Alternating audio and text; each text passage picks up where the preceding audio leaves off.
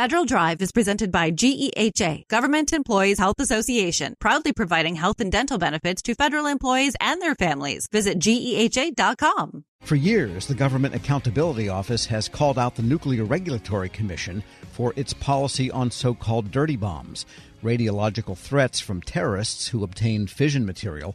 Auditors say NRC policy doesn't take into account all of the potential consequences of such occurrences or from leaks of other types of fissionable material. We get details now from the GAO's Director of Natural Resources and Environment, Allison Bawden. Ms. Bawden, good to have you back. Thanks for having me. You have been pulling on this thread for quite a number of years, as the report states, more than a dozen recommendations over the years. What is the issue with how the NRC treats this type of threat? Really, what we're most concerned about is to have NRC consider the socioeconomic consequences of certain of these materials when they're considering how to regulate their security. Some of these materials that currently have kind of weaker security requirements really could harm the public if they were misused. And we're focused on ensuring that the security of those materials and the regulations around them is improved. Right. So the consequences that are socioeconomic, that's in addition to the fact that in the immediate sense they could kill people, which is bad, and the NRC does take that into account, but they have other effects that might be longer term. Is that the issue? That's right. These materials certainly could cause harm to human health and the environment if they were misused, but we're also concerned about consequences such as the economic use of a area of a city or a county. We're concerned about what could happen in an evacuation, which could be chaotic. In past events, like in Fukushima, we really saw harm from those kinds of evacuations. Well, if these materials are already banned,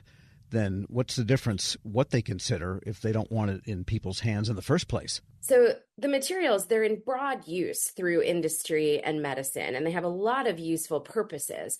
But if in the wrong hands, they could create some havoc. And what we are really looking to see is for NRC to tighten up regulation around certain materials, especially those that we've demonstrated we could get a hold of through fraudulent means. Right. So these are things that are legal to have in the right Yes. circumstances, like an X-ray machine or some kind of a source of radiation for whatever. Sure. So a lot of these are used, for example, in checking for weld quality or, in the oil and gas industry. Some of them are even kind of road mobile. They can be driven around on trucks. And in your report, in the very beginning, kind of the summary, you mentioned the National Nuclear Security Administration and the DHS unit called Countering Weapons of Mass Destruction Office.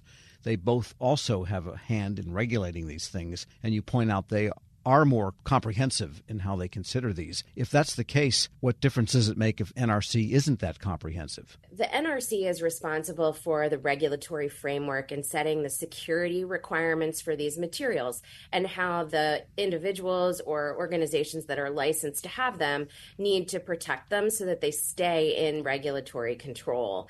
The National Nuclear Security Administration does a lot of work to help remove sources that the users no longer want, to ensure that they don't become abandoned, which could lead to somebody finding them and misusing them.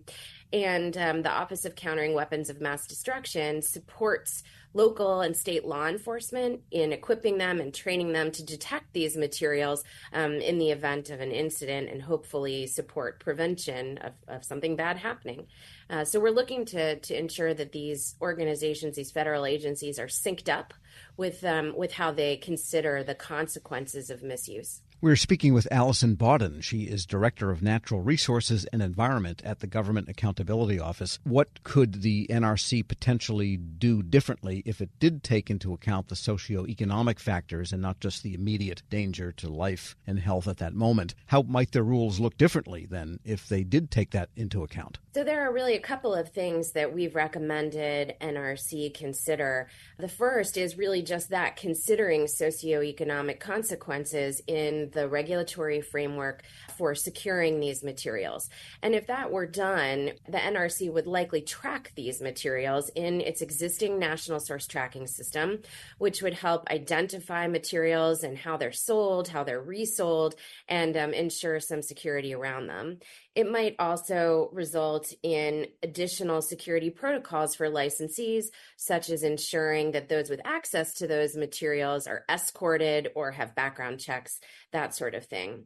At this point, though, we've made those recommendations before, and NRC has not taken action. So in this recent work, we're actually elevating these recommendations to the Congress for Congress to consider directing NRC to take action. Right. So members of Congress must have been concerned about this because that's where GAO gets its impetus to do a report in the first place. Yes, that's right. What are the specific recommendations you've made, and what has NRC said about them? Or do they just ignore you?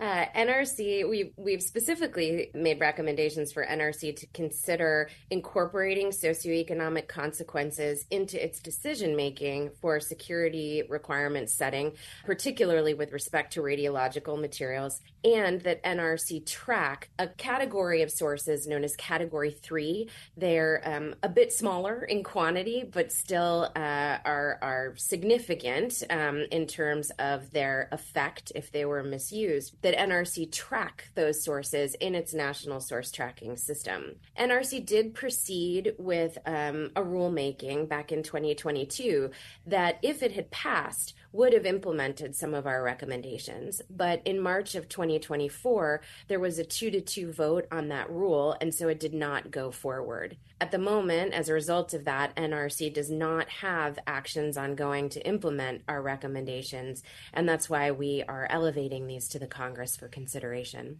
This might not have been in the report. I didn't see it, but is there perhaps industry pushback against that? Because, as you say, these do have legitimate materials, don't always fall in the hands of terrorists, but they could just be mishandled by people that should know better but don't do better. Could that be part of the problem? Because it sounds like there's a cost implication to industry should these rules get tightened up. There is a small cost to industry. What we have identified is an $11 million cost over 10 years to implement the tracking recommendation, which really seems like a small amount when you consider the potential cost of an adverse event using these materials.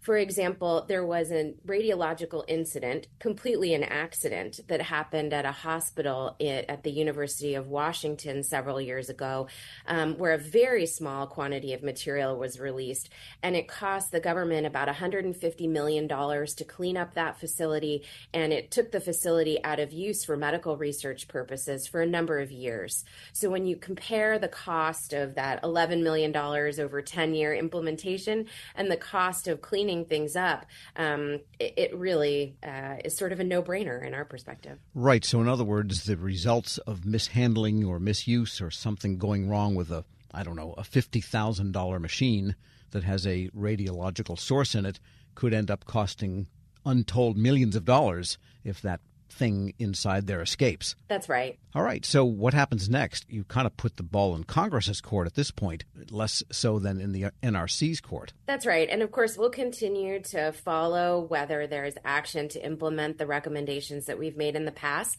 and continue to have conversations about this with anyone who wants to talk with us. But the key here, I think, is that there have been incidents that did cost real money based on those consequences of economic use of facilities and so forth. This is not theoretical. That's right. And there have also been accidents that have been avoided. So, for example, a few years back in Houston, there was a police officer who was equipped with a personal radiological detection device provided through the Department of Homeland Security's programs.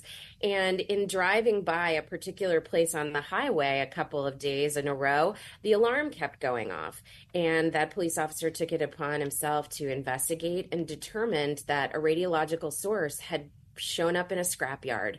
And it was alarming. It shouldn't have been there. And if that source, it actually turned out to be, I think, 3 or 4 sources. If those sources had been dispersed through, crushing or the things that happen in a scrapyard, that really could have created a very significant incident. So that was, we got lucky that time. Allison Bawden is Director of Natural Resources and Environment at the Government Accountability Office. Thanks so much for joining me. Thanks for having me. And we'll post this interview along with a link to her report at federalnewsnetwork.com/Federal Drive. Hear the Federal Drive on demand. Subscribe wherever you get your podcasts.